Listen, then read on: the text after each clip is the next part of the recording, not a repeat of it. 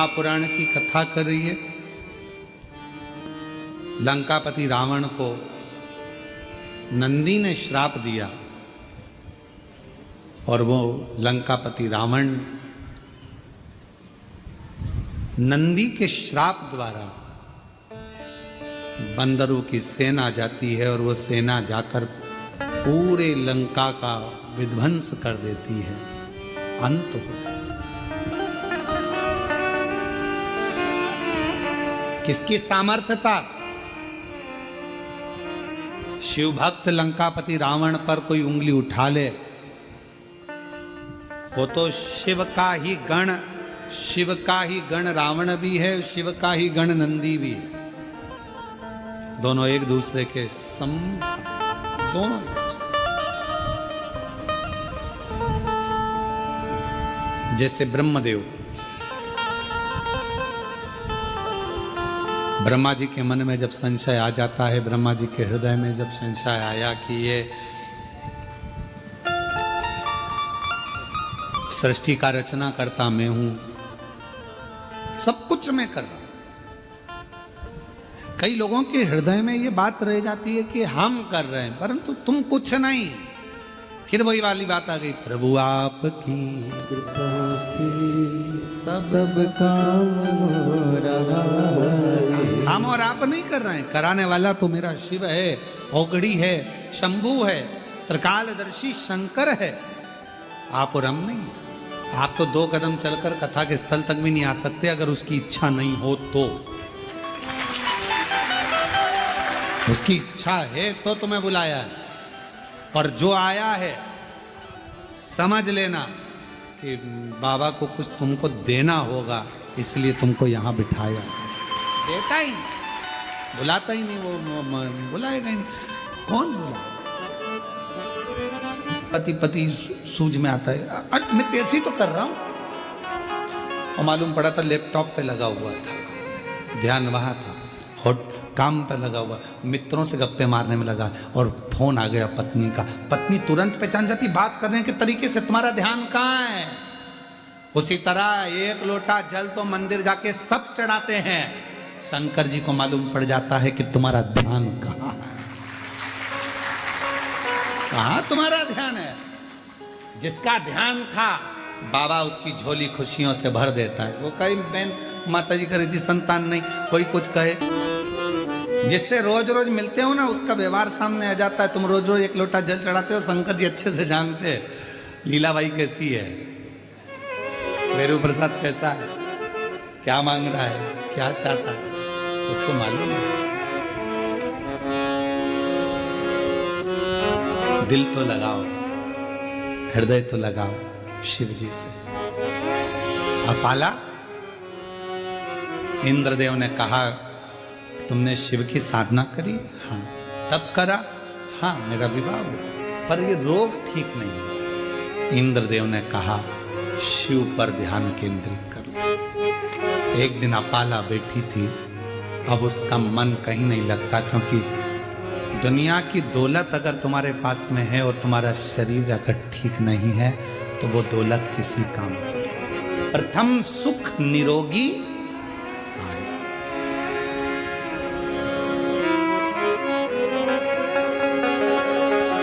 एक बार हम कथा करने के लिए गए और एक बहुत बड़ा हॉस्पिटल था। उस हॉस्पिटल में पहुंचे तो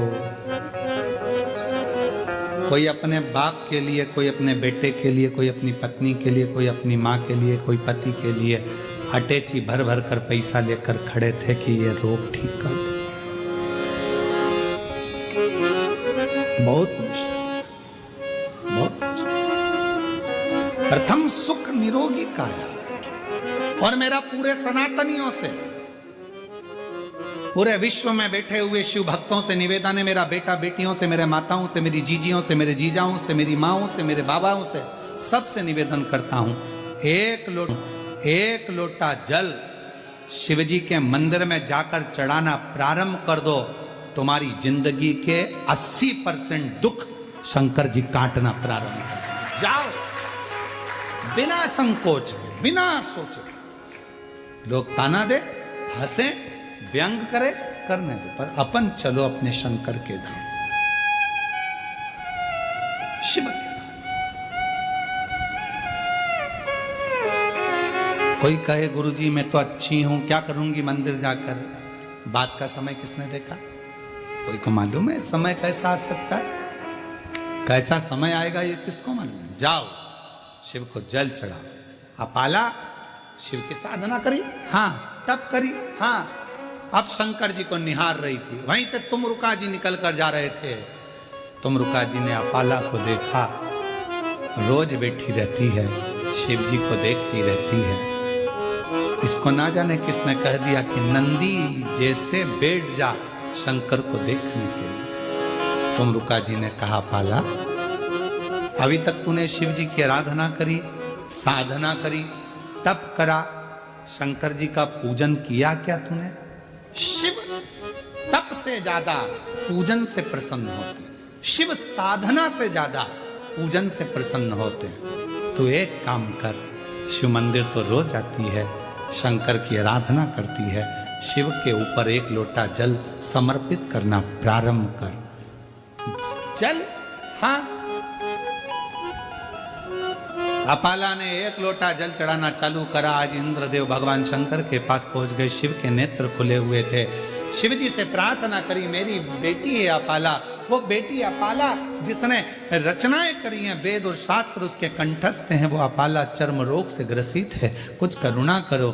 शंकर भगवान तो कुछ नहीं बोले, पर इतने में नंदी ने कह दिया अपाला कल शिव जी को जो जल चढ़ाएगी, चढ़ा हुआ जल इंद्रदेव तुम झेल लेना, उस जल को अपाला के शरीर पर डाल देना, उसका चर्म रोग समाप्त हो जाएगा। अपाला के शरीर पर, और अपाला जल चढ़ाई। हमने एक बात कही थी, आप लोगों के स्मरण में है कि नहीं है वो हमको नहीं मालूम, याद होगा तो आप जरूर बताओगे। शिवलिंग है, जलाधारी है ये शंकर जी, जलाधारी पार्वती जी, जल बहता है यहाँ गणेश, कार्तिकेय, अशोक सुंदरी। बोला था ऊपर जो जल बहता है वो शिव जी की 5 बेटियां, जया, विषहरा, शामरी बारी, दौतली।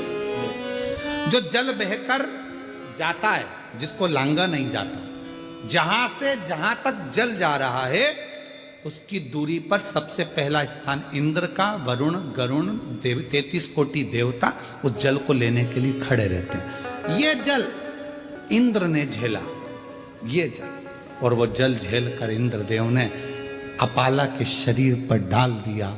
जैसे ही डाला, अपाला समझ नहीं पाई आज हल्की सी पानी की बूंद कहां से। कभी कभी एक थोड़ा सा, अगर जिसकी शिव भक्ति प्रबल हो जाती है, जो शिव जी को बहुत मानने लगता है, शंकर उसको प्रेरणा देते।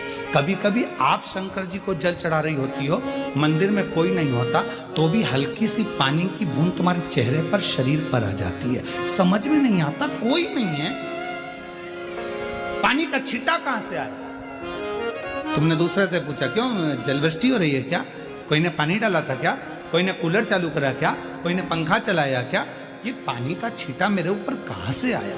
तुम्हें समझ नहीं आता, तुमने जो शिव जी को जल चढ़ाया है, भक्ति से जो मांगा था, इंद्र ने वो ले जाकर तुम्हारे ऊपर ही सिंचन कर कर तुम्हें दुख से मुक्त करा।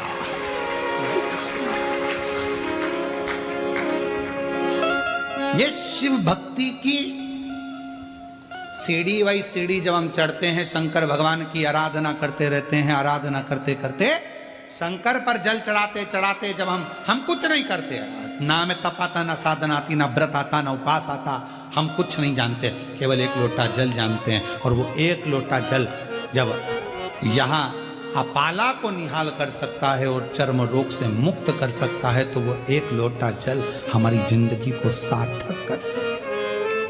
हल्की सी पानी की बूंद तो आती, हल्की सी एक बूंद कहीं छोटी सी आ गई, छू गई। तुम तो जल चढ़ाकर बैठे थे, प्रणाम कर रहे थे, नमन कर रहे थे, शिव मंदिर में थे, कोई नहीं था, फिर भी वो जल कहां से आ गया? वो इंद्र लाता जो जल तुमने शरीर को छुआ।